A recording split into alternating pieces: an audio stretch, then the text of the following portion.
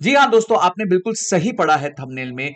क्या multi cap fund आपके portfolio का पार्ट होने चाहिए या नहीं होने चाहिए? बहुत सारे मल्टी कैप फंड्स मार्केट्स में आ भी चुके हैं, नए नए फंड्स लॉन्च भी हो रहे हैं। तो आज समझते हैं एक न्यू फंड ऑफर जो आया हुआ है, जो है ग्रो मल्टी कैप फंड का, जो 26 नवंबर को खुला था और 10 दिसंबर को बंद होने वाला है। और उस एनएफओ पे जाने से पहले मैं आपको बताना चाहता हूं कि मैंने इस वीडियो में किस तरीके से मल्टी कैप फंड्स की एनालिसिस करी और इस वीडियो में हम क्या क्या सीखेंगे। तो पहले तो हम ये समझेंगे कि large cap, mid cap, small cap funds होते क्या हैं। उसके बाद हम समझेंगे कि इन फंड्स के मैंडेट्स क्या होते हैं। तीसरा, अगर आप डाइवर्सिफाई करना चाहते हैं लार्ज कैप, मिड कैप और स्मॉल कैप के बीच में, तो आपके पास दो विकल्प हैं, एक है फ्लेक्सी कैप, एक है मल्टी कैप। तो कौन सा बेटर है और कौन से में क्या कैरेक्टरिस्टिक्स है। और वीडियो के अंत में मैं कंपेयर करूंगा तीन इंडेक्स को, Nifty 50, Nifty 500, Nifty multi cap 50, 25, 25, और इनके रिटर्न्स भी बताऊंगा पिछले 5 साल में। और अगर आपने इन इंडेक्स में 1 लाख रुपया निवेश किया होता तो आज उस 1 लाख रुपए की क्या वैल्यू थी 5 साल के बाद, उसके बारे में भी बताऊंगा। जिसके बाद आपको क्लियर हो जाएगा क्या आपको म्यूचुअल फंड पोर्टफोलियो में मल्टी कैप फंड को रखना चाहिए या नहीं रखना चाहिए। तो इसी बात पे आइए शुरुआत करते हैं वीडियो की।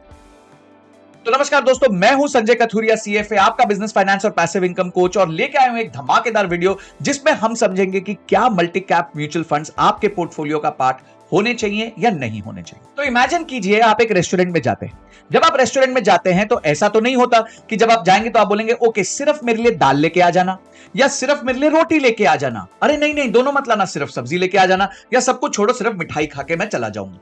ऐसे नहीं होता। आप थोड़ी दाल भी लेते हैं, सब्जी भी लेते हैं, रोटी भी लेते हैं, चावल भी लेते हैं और मीठा भी लेते हैं, ताकि आपको एक होलसम एक्सपीरियंस हो और आप एक राइट मील खा पाए। तो ये चीज म्यूचुअल फंड्स में भी होती है। तो म्यूचुअल फंड्स में भी आपको अपने पोर्टफोलियो को डाइवर्सिफाई करना पड़ता है। ऐसा नहीं होता कि आप एक ही जगह पे ज्यादा पैसा लगा दें, क्योंकि अगर उधर कुछ प्रॉब्लम हुई तो आपके रिटर्न्स कम हो सकते हैं और रिस्क बढ़ सकता है। तो यही चीज म्यूचुअल फंड्स में भी होती है। जब आप म्यूचुअल फंड्स को राइटली डाइवर्सिफाई करते हो तब आपके रिटर्न्स भी ऑप्टिमाइज हो जाते हैं, रिस्क भी मिनिमाइज होता है। तो म्यूचुअल फंड्स किस किस प्रकार के हैं वो जानते हैं।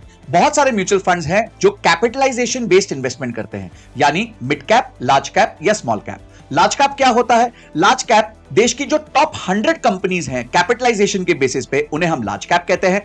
अगली 150 कंपनीज जो हैं उनको हम मिड कैप कहते हैं, और उसके बाद जो बची हुई कंपनीज है उनको हम स्मॉल कैप कहते हैं। आप समझ सकते हैं लार्ज कैप स्टॉक्स जो होते हैं वो बहुत बड़े हो जाते हैं, तो उनमें रिस्क कंपैरेटिवली कम होता है, कंपनी एस्टैब्लिश्ड हो चुकी है, पर उसमें रिटर्न्स के अपॉर्चुनिटीज या मल्टी बैगर होने के अपॉर्चुनिटीज भी कम होते हैं। वहीं पे मिड कैप और स्मॉल कैप में रिस्क ज्यादा होता है पर रिटर्न्स ज्यादा बड़े आ सकते हैं, और पिछले कुछ सालों में हमने देखा है कि मिड कैप और स्मॉल कैप ने बहुत धमाकेदार परफॉर्मेंस की है और जबरदस्त रिटर्न्स दिए हैं। पर अगर आप एक ही चीज में पैसा डाल दोगे तो आपके रिस्क और रिटर्न के हिसाब से आपको राइट रिटर्न्स नहीं मिलेंगे। इसलिए आप लार्ज कैप में भी डालते हो जहां पे रिस्क भी कम होता है, रिटर्न्स भी कंपैरेटिवली कम होते हैं। मिड कैप में रिस्क थोड़ा बढ़ जाता है, रिटर्न्स भी बढ़ जाते हैं, और स्मॉल कैप में रिस्क सबसे ज्यादा होता है पर वहां पे भी रिटर्न्स सबसे ज्यादा होने के चांसेस होते हैं।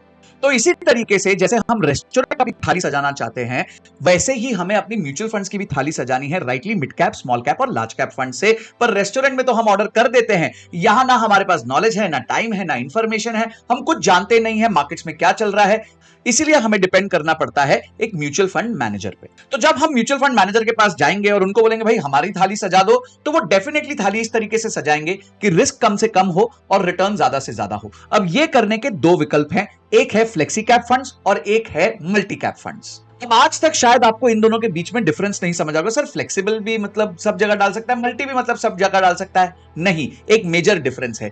फ्लेक्सी कैप जो फंड्स हैं वो होते हैं ऑटोक्रेसी, और जो मल्टी कैप फंड्स होते हैं वो होते हैं डेमोक्रेसी। ऑटोक्रेसी का मतलब समझते हैं संपूर्ण अधिकार, यानी कि जो mutual fund manager flexi cap mutual funds को मैनेज कर रहा है उसके पास संपूर्ण अधिकार होता है कि जो उसके पास एयूएम है, इन्वेस्टेबल पैसा है, वो कहीं भी डाल सकता है, किसी भी प्रपोर्शन में डाल सकता है। वो पूरा का पूरा पैसा उठा के मिड कैप में भी डाल सकता है, स्मॉल कैप में भी डाल सकता है, ज्यादा पैसा मिड कैप में डाल सकता है, 95% मिड कैप में डाल सकता है। तो वो कुछ भी कर सकता है, उसके पास ऑटोक्रेटिक रूल है। यही जो मल्टी कैप फंड्स है उधर ऑटोक्रेसी नहीं है, उधर डेमोक्रेसी है। डेमोक्रेसी के साथ थोड़ी सी ऑटोक्रेसी है। कैसे? मल्टी कैप फंड्स में 25 25 25 यानी कि मैंडेट है सेबी का कि आपको, अगर आपके पास 100 रुपए हैं तो आपके 75 रुपए, वन थर्ड यानी 25 रुपए आपके लार्ज कैप में, 25 रुपए आपके मिड कैप में और 25 रुपए आपके स्मॉल कैप में जाने चाहिए।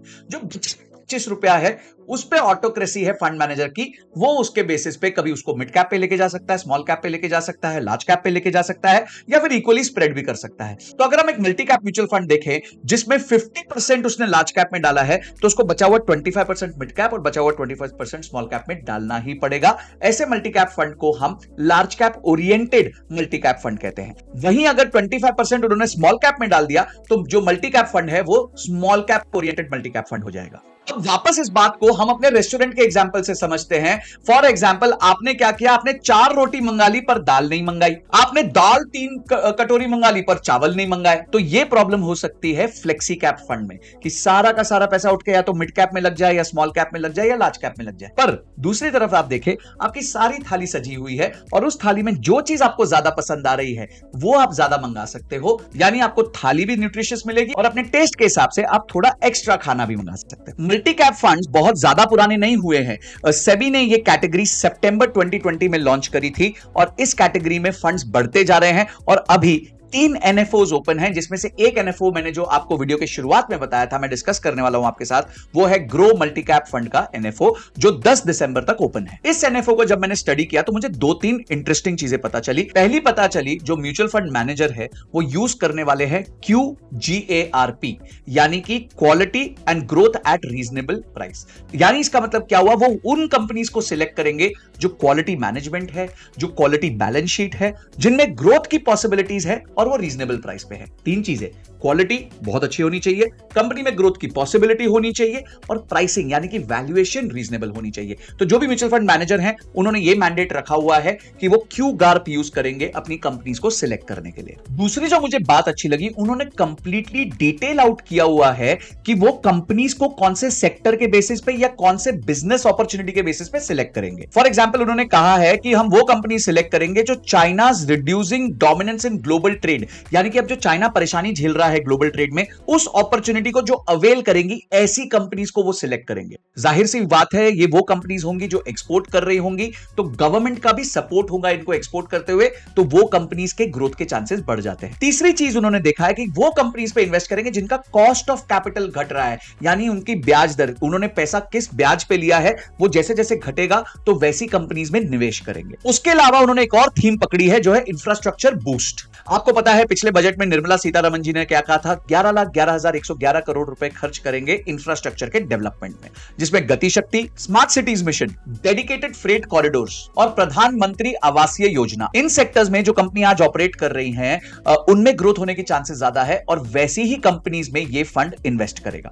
और तीसरी मजेदार बात ये लगी कि भाई सिर्फ 100 रुपए से आप अपनी SIP चालू कर सकते हैं। आपको कोई बहुत बड़ा अमाउंट नहीं सोचना, मात्र 100 रुपए से भी आप अपनी SIP या लमसम इन्वेस्टमेंट इसमें चालू कर सकते हैं। अब आइए मैं आपको लेके चलता हूं कि 3 इंडेक्स फंड ने पिछले 5 साल में क्या रिटर्न दिए। तो सबसे पहले हम देखेंगे निफ्टी 50। निफ्टी 50 ने पॉइंट टू पॉइंट पिछले 5 साल में 15.95% पर एनम का रिटर्न दिया है। यानी कि अगर आपने 1 लाख रुपए 5 साल पहले निवेश किया होता तो आज वो बन जाते 2,09,851 रुपए। वहीं पे निफ्टी 500 ने रिटर्न्स दिए हैं 19.77% के, यानी आपका 1 लाख रुपए बन जाता 2,46,456। और निफ्टी मल्टी कैप 50-25-25 का जो इंडेक्स फंड है, जिसको ज्यादातर ये मल्टी कैप फंड्स ट्रैक करते हैं या उसको बेंचमार्क मानते हैं, उसने रिटर्न्स दिए हैं 23.49% पर एनम के। यानी अगर आपने 1 लाख रुपए निवेश किया होता तो वो बन जाता 2,87,183 रुपीस। तो दोस्तों अब हम ये देख चुके हैं कि पिछले 5 साल के इन्वेस्टमेंट्स के हिसाब से और ट्रैक रिकॉर्ड के हिसाब से निफ्टी मल्टी कैप के इंडेक्स ने सबसे अच्छे रिटर्न्स दिए हैं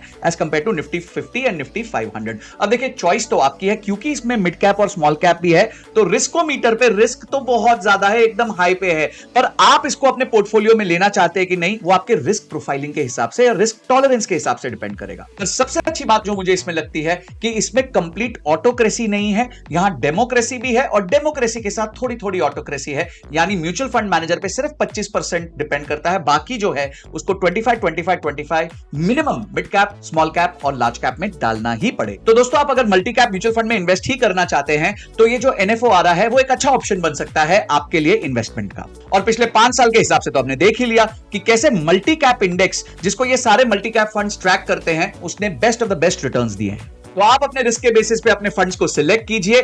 आगे कौन से म्यूचुअल फंड्स पे वीडियो बनाऊं वो मुझे कमेंट बॉक्स में जरूर बताइए। चैनल को सब्सक्राइब नहीं किया फटाफट कीजिए, घंटी भी दबाइए, लाइक जरूर करना भाई, बहुत रिसर्च और मेहनत जाती है ऐसी वीडियोस बनाने में। शेयर तो करना ही करना, उस व्यक्ति को जो बार बार आपसे पूछता है कौन से म्यूचुअल फंड में पैसा डालूं, कौन से म्यूचुअल फंड में पैसा डालूं, उसको जरूर शेयर कर देना। और अगली वीडियो तक जय हिंद जय भारत।